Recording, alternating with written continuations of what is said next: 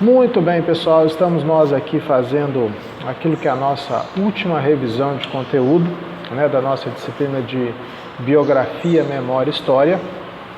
Esse ano foi um ano extremamente complicado, difícil para a gente, devido ao processo de pandemia, mas, enfim, a gente tentou fazer o possível aí dentro desse processo, dentro de todas as dificuldades, mesmo com todas as dificuldades que a gente teve.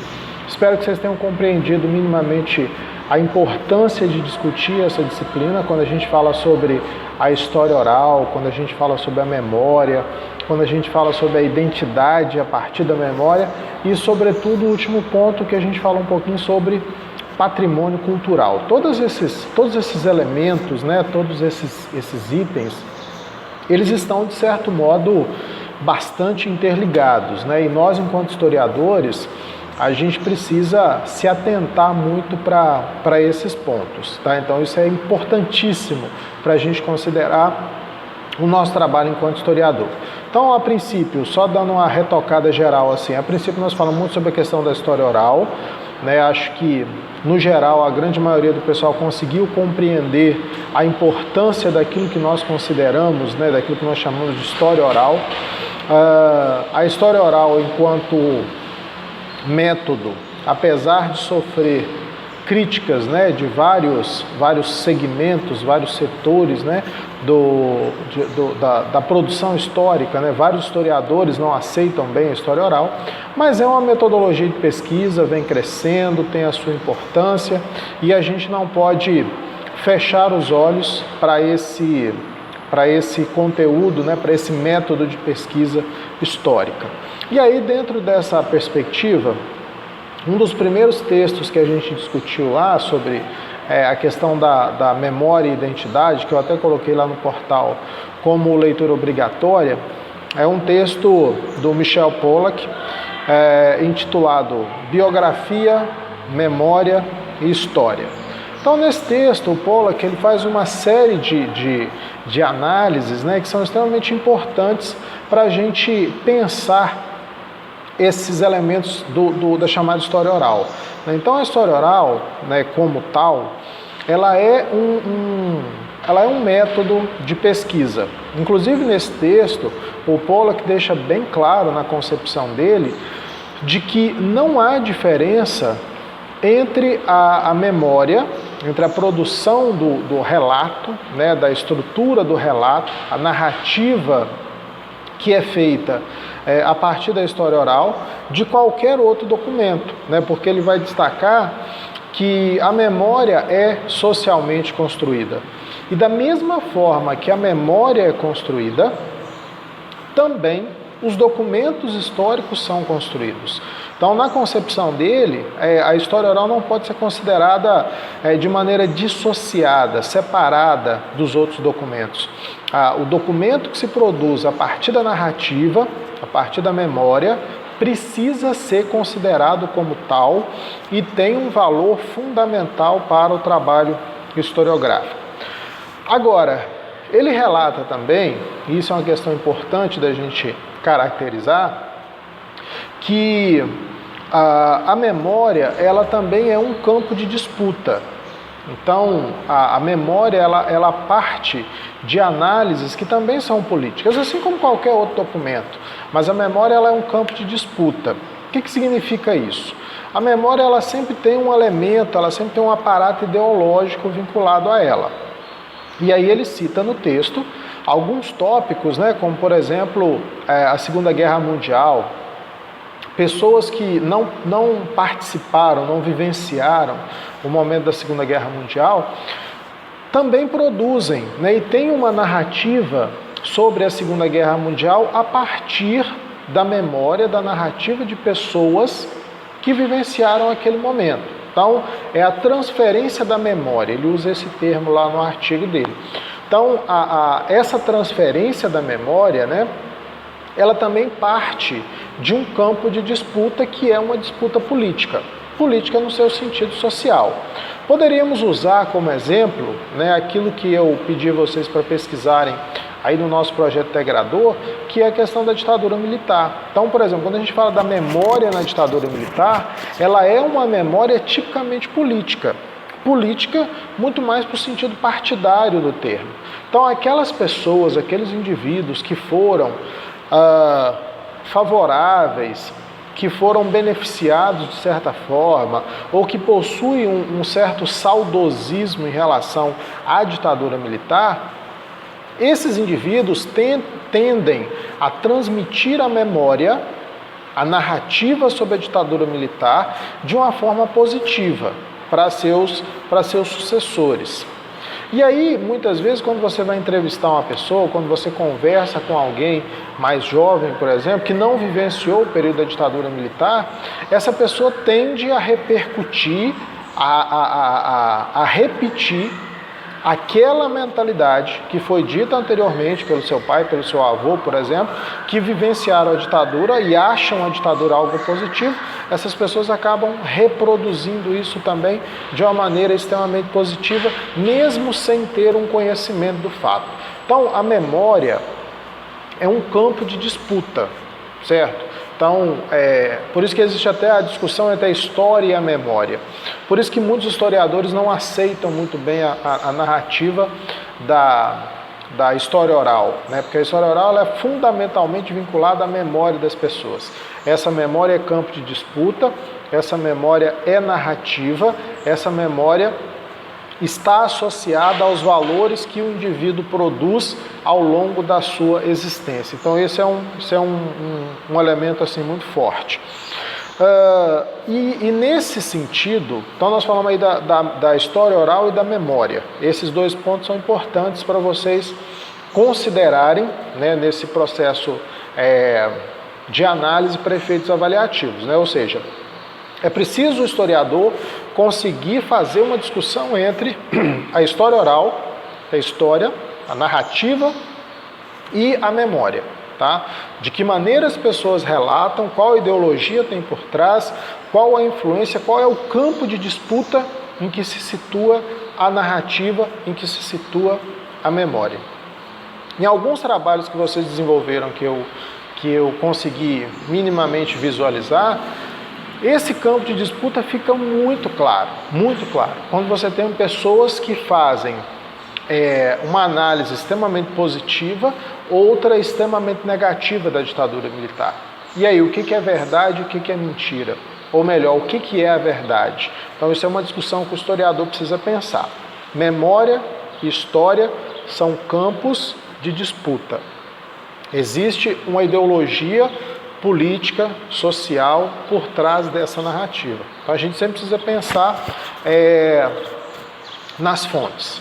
É o que Mark Bloch dizia, interrogar as fontes. Então isso a gente precisa de ter uma visão assim, muito crítica sobre isso.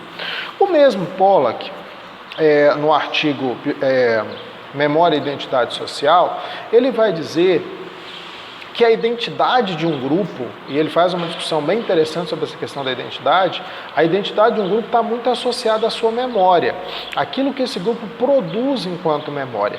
E aí a gente pode pensar isso, por exemplo, quando a gente fala das comunidades tradicionais, os grupos indígenas, os grupos quilombolas, por exemplo, eles possuem uma identidade, ou eles constroem a sua identidade a partir da sua memória. Essa memória, ela é uma memória que vai se passando, vai sendo transmitida, vai sendo repassada de pai para filho, filho para neto, de geração em geração. Então isso é um exemplo mais clássico, dentro da antropologia, da gente identificar como que a identidade é construída a partir da memória. Só que é preciso a gente pensar que isso não ocorre só nas comunidades chamadas comunidades tradicionais, como as sociedades indígenas e quilombolas, por exemplo, que a gente citou, que são casos mais clássicos assim aqui no Brasil que a gente tem contato. Essa construção da identidade, ela se dá na nossa sociedade pós-moderna, né, vinculada a redes sociais, etc. A gente vai construindo a nossa identidade enquanto grupo, enquanto sociedade, mesmo dentro de uma sociedade globalizada e vinculada ao mundo da informação. Isso faz parte daquela discussão que nós fizemos na segunda avaliação, com base no livro sobre identidade, que eu havia pedido para vocês fazerem uma leitura de 2 capítulos. Então, naquele momento, nós discutimos a construção da identidade dentro de uma sociedade globalizada, né? No momento em que o mundo parece se transformar numa aldeia global, né? Ou seja, no momento em que parece que todo mundo pensa igual por causa da conectividade, das redes sociais, etc., dentro dessa globalização, dentro dessa construção de um mundo globalizado, que tenta massificar a cultura, a gente vê que as iniciativas individuais, né, ou seja, a cultura regional, localizada, ela acaba ganhando força. Até mesmo como forma de se mostrar, até mesmo como forma de fixar o seu lugar, o seu ponto de apoio e, consequentemente, se propagar através do tempo. Então, no momento em que a gente tem a identidade sendo construída de maneira global, essa é uma ideia da globalização, a gente vê a emergência da identidade local ganhando peso. E a identidade, né, a ideia da identidade, ela é construída principalmente a partir da memória. Então, a ideia da memória, a construção dos valores da memória, a forma como a gente lida com a memória, ela vai definir de maneira bem categórica, ela vai definir aquilo que a gente chama de identidade cultural. A relação entre memória e identidade cultural é um elemento fundamental para a gente entender os conceitos que a gente está desencadeando, os conceitos que a gente está desenvolvendo. Então, é preciso vocês estarem atentos também a esse ponto. Memória, identidade cultural. O último ponto aqui para a gente fechar a ideia é quando a gente fala sobre patrimônio cultural. Foram os últimos pontos que eu trabalhei com vocês em sala, né, que a gente teve uma apresentação, uma discussão sobre esse assunto, umas 2, 3 semanas atrás aproximadamente.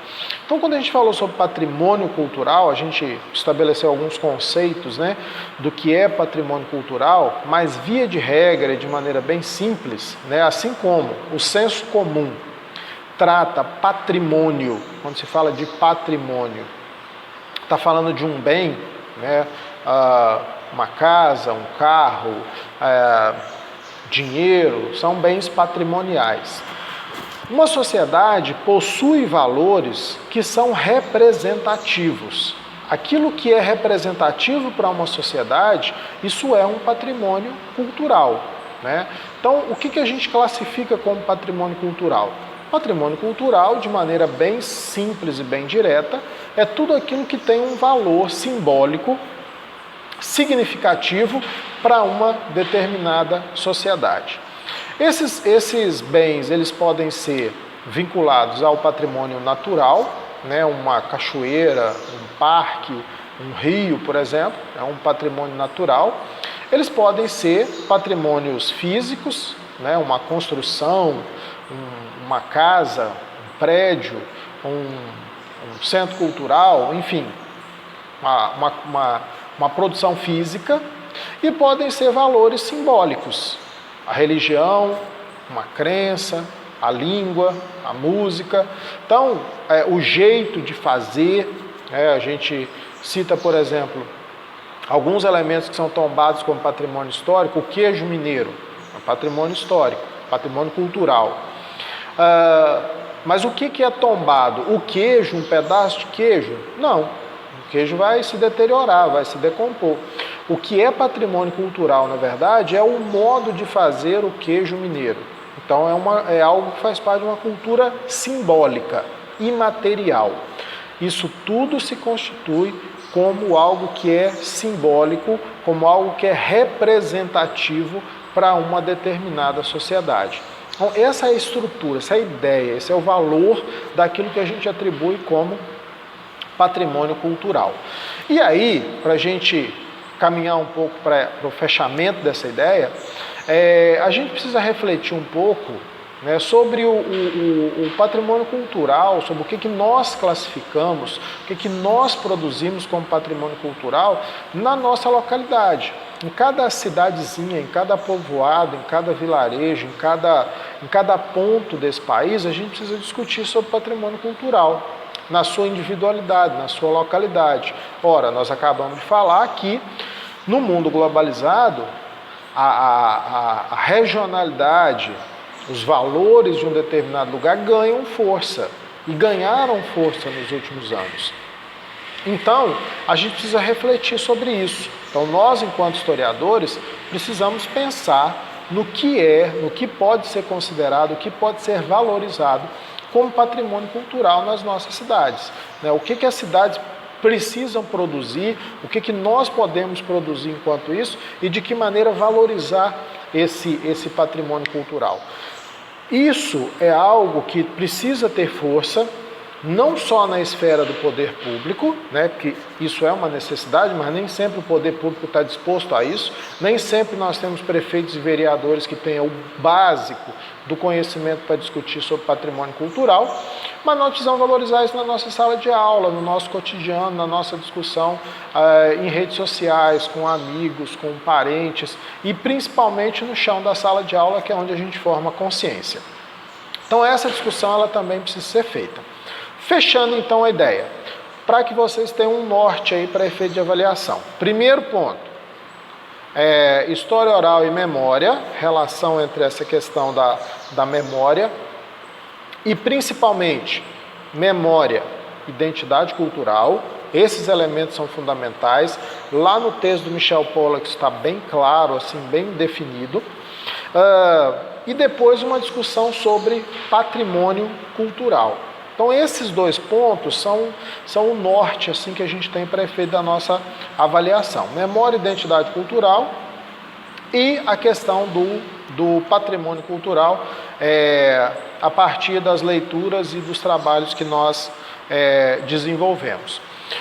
Terceiro e último ponto, discussão sobre patrimônio cultural no seu cotidiano, né, no seu lugar, no seu espaço. Tá? Então a gente precisa refletir bastante sobre esses elementos aí do patrimônio cultural dentro de uma perspectiva local. Eu estou reenviando para vocês aí, via grupo de WhatsApp, os textos, né? Talvez alguém não consiga acesso a isso lá na plataforma EAD, mas estou reenviando os textos. E se vocês tiverem alguma dúvida, enviem aí pelo grupo da sala e a gente tenta discutir, responder minimamente de maneira aceitável, vamos dizer assim, antes do nosso processo avaliativo. Beleza? Acho que esses são os pontos principais. Espero que tenha, apesar de toda a correria e de todos os transtornos do ano 2020, espero que tenha minimamente valido a pena a gente discutir um pouco sobre esses pontos ao longo desse semestre. Valeu!